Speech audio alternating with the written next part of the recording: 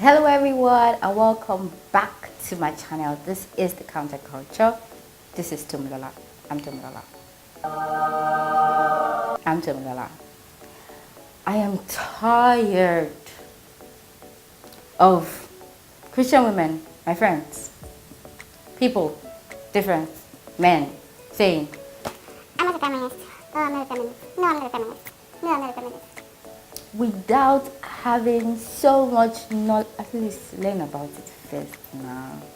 Learn first. Wait, I say, I'm not a feminist. I'm not a feminist. While I'm not claiming to be the best person, I'll talk about this because, experience, vast knowledge, and whatnot. But to an extent, yeah, I understand what feminism is about, and I did a bit of research. So I want to talk about it, right? I want us to talk about it because, of course, we're going to have a conversation after this.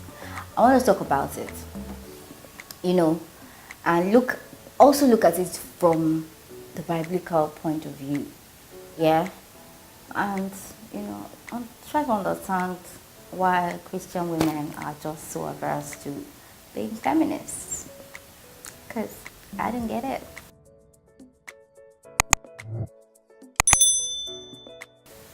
So who is a feminist? A feminist is anyone, man or woman, who recognizes the equality and full humanity of woman and man. Simple. So you're not looking at a woman and stripping her off of what makes her human and thinking that you are superior to her. You're not looking at somebody else and saying, a man, and saying, stripping the person off of who they are and saying you are better. Unfortunately, in the world, women have been the ones that have been marginalized. Women have been the ones that have been looked down upon. Women have been the ones. So the focus is on women. And we look at some of the reasons why people are always very averse to it. But first, we look at history. Looking back at history, sometime in 1920, I told you I did research now. Sometime in 1920, a group of women came together, from just talking to each other. They came together and formed a movement. And because of the coming together of these particular women and bringing out a list of the things that were wrong in how women were treated, they formed and brought about the first wave of feminism. Just imagine a world where you as a woman, right, you can't vote. You can't vote though. You can't inherit anything. If you want to do something, you have to ask your husband. Just talk to somebody else before you can be a person. And in some countries, in this day and age, it is still happening. So, this group of women came and fought for the rights of women. So that you, as a person, a woman, can go and put your print and say that, I'm a citizen of this country and I can vote for who my leader should be. You as a woman, if you had a property that in your family, you could and can inherit it. You as a woman can drive. You as a woman don't have to seek for your husband's permission to do what you need to do or go through your husband. Those things. Some people came together to fight for women to be able to do these things. That was the first wave of feminism. The second wave, which is where the issue started, especially with Christian women, and they started asking and seeking for the rights of women as individuals to be able to do abortion. They're talking about abortion, birth control, equal pay. That was the second wave of feminism. And that's where the division started. Because initially everybody agreed, like, yes, everybody we should all be able to vote. We should be able to inherit our lands and all those things. They all agree. But by the second time now, there's not really just this thing inside, like, okay, this thing, okay, there's not division. That's where the problem started. And personally, I know that it is the law as per country-wise, in countries and all of that. But I believe God has given us, everyone, the free will to do what? To do what we want. Yeah? That's why God does not force people. Does not force people to follow him. And which is why there's a cost to following Jesus. When you follow Jesus, you know you are not going to abort a baby. When you follow Jesus, you know that you are not going to kill a child, right? So that's the cost of following Jesus. Knowing that there are some things that I won't be able to do. That if I had my free will, I would have been able to do it. So it is now, and the challenge and the dilemma between it is that, as Christians, we encourage people to follow Jesus. We talk about him enough for them to be interested in following Jesus. So we're also supposed to encourage people not to abort babies. We're supposed to encourage them to not to do all these things, right? So I think it is now drawing the line between letting people have their rights to do what they want with their bodies. Because as a human being, a woman, they're not saying, oh, you can't make that choice. Whereas a man can make a choice to do whatever he wants, right? So it is now that divide between moral, religion, and the law. That's where the challenge starts, right? I'm talking globally, shall. But in this our country, our own feminism, I don't know, is a bit different. Especially Nigerian Christian women. They think that it is about disrespecting your husband or not submitting to your husband. Or they think it's about you wanting to say you are better than a man. Or you wanting to say you have power more than the man or something. I don't know. They always think it's about marriage. And let's open our eyes, please. Imagine yourself now as a person that you are now. You work in an organization. You have a male colleague. You are all on the same level. You're on the same level.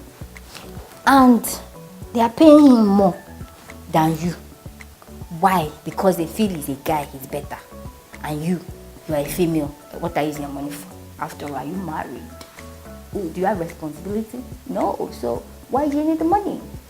That's why they're paying you less. Imagine that kind of world. So we need to open our eyes away from marriage being about feminism or marriage. It's a whole lot more than that. And the truth is that there are some people in this world, in this life, in this Nigeria, going through the same things. Imagine getting married to a man and he's telling you that you need to give birth to a male child because the male child is better than the 3 girls or 4 girls that you have. Then he's not wanting you to go through, at least there's a story in the media now about the man that they say he does not want his baby because the wife had to go and look for the male child by force or by force. And she did it outside, brought the male child, at least the man is happy, but he found out that the child is not his. And now he's chasing her, but it's the guy's fault. When you are constantly castigating the woman like, oh, this one, male child too, this one tomorrow, this one, all those kind of things. We're still in a country where women, when their husbands die, they are pushed through a lot. Sleeping with the corpse, drinking, shaving their hair. When the man's wife dies, does it go through things like that? No, they don't. They will collect all your money, your property, the one that you and your husband sweat for. In this country, it is still happening, and we are on about, respecting, submitting. There's a whole lot more, and people are fighting for the rights of these women. People are fighting for the rights of these women, and then you are going, I'm not a feminist. We should all be feminists because it affects everybody. When your male child thinks he's better, and then we grow groom our children, our male children like that, with that mentality, we are creating another world in their generation where these things will still be a problem. So everybody, literally everybody, should be feminists. Simple as ABC. As in, I'm not that passionate about it like that, but it just annoys me so much when people just make statements like that without actually gaining some knowledge on it. Just try small, Google it and say, what is feminism? What are they fighting for? What are they fighting for? Away from say, okay, maybe we are doing abortion, pro-choice or not, minus all those things first. If you are blinded by religion and the sentimental religion and whatnot, if you are blinded by that, minus it. If you are blinded by this one, respect, submit, blind, forget about that first. But find out what they are fighting for. They're fighting for the rights of women. They're fighting for the rights of girls. Unfortunately, girls are the ones that are being marginalized all over the world. Some girls still find it hard to get education. As in, some girls still find it hard in this world to get education. So yes, it might feel like, oh, they are living behind the male child. And I think that would be one of our challenges in the future world, is that we would educate the female child so much that we leave the male child behind, with the responsibility falls on the parents. But globally, that is what they are fighting for. Those girls, those women that can't speak up for themselves because of the laws that are binding them and the people that don't have the right education. So they want to educate more people about things like this. And if we look at, even if we look at the Bible, right? If we look at the Bible, there are many things that we hold on to, like, oh, this is the reason why, as a Christian, I should not be a feminist. But we are also very biased about it.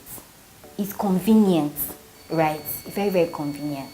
So we say, oh, God placed a law on the women that they would labor. Their labor will not be easy, and they'll be subjected to the men. But when we want to give birth, now everybody is claiming supernatural childbirth, supernatural childbirth. You don't want to, you're not under the curse, you're not under the curse, you're not under the curse. But you not remember that you're not under that same curse that says that you'll be subject to men. Like, we did not remember. The time somebody said that to me, it was really profound. I was like, oh wow, that's true. We claim we're not under the curse for everything else, but not being subservient to men. Like, we don't claim that was a curse. It was a curse. And right now, because of Jesus, we are not under the curse. So we can't say that, yes, God wants us to be. The Bible verse that says, wives submit to your husbands, that we keep. In the first portion of that Bible verse, let me read it. I don't even know what's wrong with my app self. It says, out of respect for Christ, be cautiously reverent to one another. It says, submit to one another, one to another, one to another. Wives, understand and support your husbands in ways that show your support for Christ. The husband provides leadership to his wife the way Christ does to the church. Not by domineering, but by cherishing. So just as the church submits to Christ as he exercises such leadership, wives should likewise submit to their husbands. Wives should likewise submit to their husbands. Husbands, go all out in love, in your love for your wife, exactly as Christ did for the church. A love marked by giving, not getting. Christ's love makes the church whole. His words evoke her beauty. Everything he does and says is designed to bring the best out of her, dressing her in the dazzling white silk, radiant with holiness. And that is how husbands ought to love their wives. They are really doing themselves a favor since they are already one in marriage. When we were even reading the vows, it says, two shall become one. It might not be popular, but the truth is that you are now equals. Yes. If you like, be 20 years older, be 30 years older, you're now equals in marriage. Sorry, that's the truth. So, we are supposed to submit to each other. That's what a first says, before he goes down to even and the truth is that at the end of the day, the man has more work to do. Read by this scripture, the man has more work to do. He has more work to do. So we are not under the curse of us being subject to our husbands. And that's why it's very, very important to marry somebody that has sense. Not somebody that's expecting you to be subject to him because the Bible says submit. No. It says that we are human beings. The person also has a right. And that's what people are fighting for. The person has a right. A man too has a right. So they'll make it about, oh, so who is paying school fees? Who is in? It's a whole lot bigger than that. It's a whole lot bigger than that. So if we want to do by that, it is you people now in your relationship. You agree as to what would work for you. Because both of you are human beings and you have a right. Both of you have a right to a say in the marriage because both of you have become one. So let's stop making feminism about marriage and feminism about the things that they are not really about. Now it is your choice to decide if you want to, when you are a follower of Christ, not to do the things that, according to God, is not ideal. And that's why there's a cost to following Jesus. That's why there's a cost to following Christ. So it's not your choice. You are giving your free will and saying, God, I want to follow you. I want to do what you say I should do. I want to do what you say you want me to do. You give it up as from your own free will. But everybody has a right to make the choice that they want to make.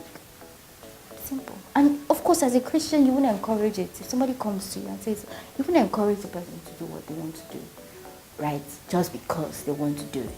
But if they want to follow Christ, that's why you have to ask, do you want to?